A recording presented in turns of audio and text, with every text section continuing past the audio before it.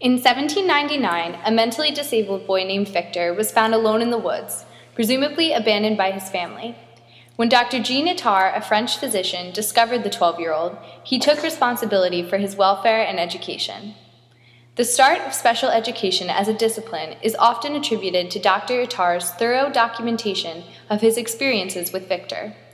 Little is known about attempts to educate children with disabilities before 1799. The early 19th century was marked by Enlightenment attitudes towards special education, in which intellectuals championed more humane treatment. The publication of Edouard Seguin's reference book in 1866 marked the creation of the first special education program. Elements of Seguin's program, such as individualized instruction and behavior management, are still incorporated into modern special education classrooms.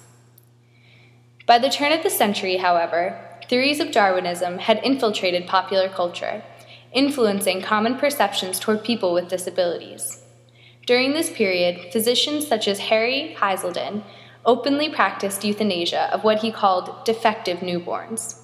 Dr. Heselden campaigned for the adoption of these practices across the country, gaining powerful support even among advocates for the disabled community, such as Helen Keller. On December 18, 1915, Ms. Keller was quoted in a periodical as stating, "It is the possibilities of happiness, intelligence, and power that give life its sanctity, and they are absent in the case of a poor, misshapen, paralyzed, unthinking creature. The toleration of such abnormalities tends to lessen the sacredness in which normal life is held. It seems to me that the simplest, wisest thing to do would be to submit such cases like that of the malformed idiot baby to a jury of expert physicians." Despite being an advocate for the physically disabled population, Helen Keller shared the views of her era that assumed people with mental disabilities could not live fulfilling, productive lives. During the first half of the 20th century, involuntary mass sterilization and institutionalization of people with disabilities was common. In 1927, the Supreme Court ruled in Buck v. Bell that sterilization was legal. Following this decision, over 60,000 individuals with mental disabilities were sterilized in the United States. Despite prejudiced attitudes, the White House Conference on Children, held in 1910, marked a slight change in how society believes students with disabilities should be treated. The conference recommended that children with disabilities be moved out of institutions and into public schools, but put in separate classrooms. The shift from isolation to segregation continued until the 1930s Great Depression led to dramatically decreased funding in all schools. By 1918, all states had instituted compulsory attendance laws. However, many state courts ruled that these rights to education did not apply to disabled individuals. Around this period, local advocacy organizations began to crop up all over the United States, forming grassroots support systems for parents of children with disabilities through which they could fight for equal opportunities.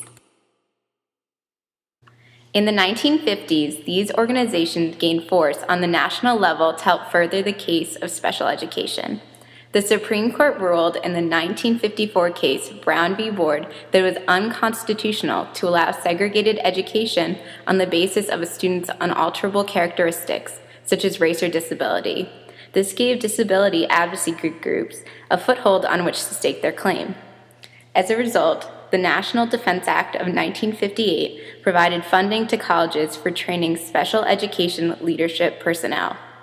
The 1965 Elementary and Secondary Education Act provided additional funding and authorized the establishment of the Bureau of Education for Handicapped and the National Advisory Council on Handicapped Children. Despite the legal advances being made, until the mid-1970s, laws in most states allowed school districts to refuse to enroll any student they considered unreachable, a term that was generally defined by local school administration. As late as 1969, courts in North Carolina ruled that it was a crime for parents to continue enrolling a special needs child after exclusion from public schools.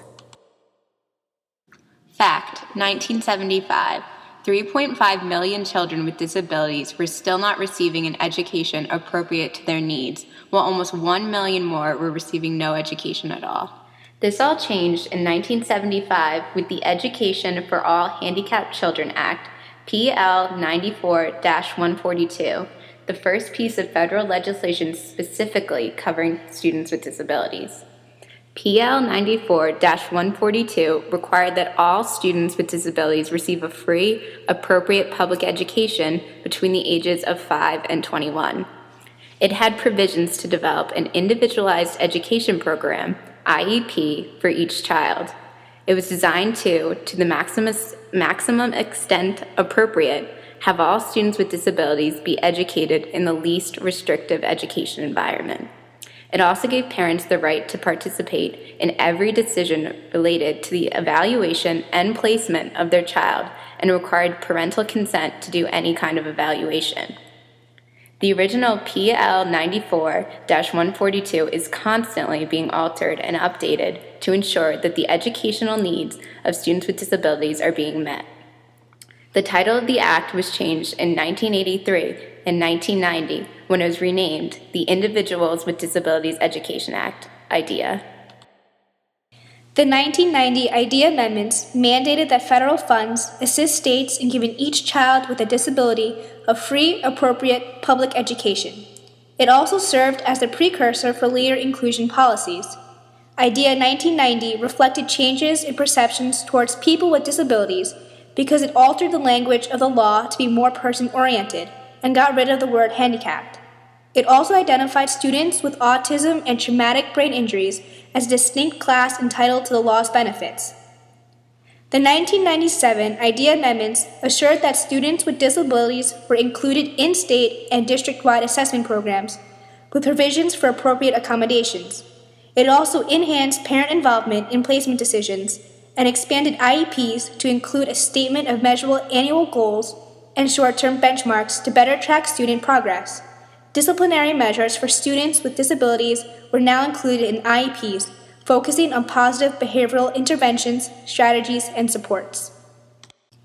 In 2004, IDEA was reauthorized as the IDEA Improvement Act. The most significant modifications were requirements for highly qualified special education teachers and the formation of IEP committees. In addition, the Act included an identification procedure for students with learning disabilities. The Act contained an emphasis on transitioning students for post-secondary education, requiring a strategy for achieving this goal to be added to the child's IEP by the age of 16. Post-secondary education for students with intellectual disabilities is offered at the College of New Jersey through the Career and Community Studies programs, which offer students a liberal art education with inclusive mainstream classes and CCS core classes. Research reveals that inclusion programs such as CCS at TCNJ are highly beneficial for all students. Furthermore, universal design for learning tactics have proven highly successful in inclusion classrooms. These involve giving information to students in as many different ways as possible in order to engage all kinds of learners. These teaching strategies are proven to benefit both mainstream and special needs students. Despite these statistics, the debate continues over inclusion. Where do you stand on this issue?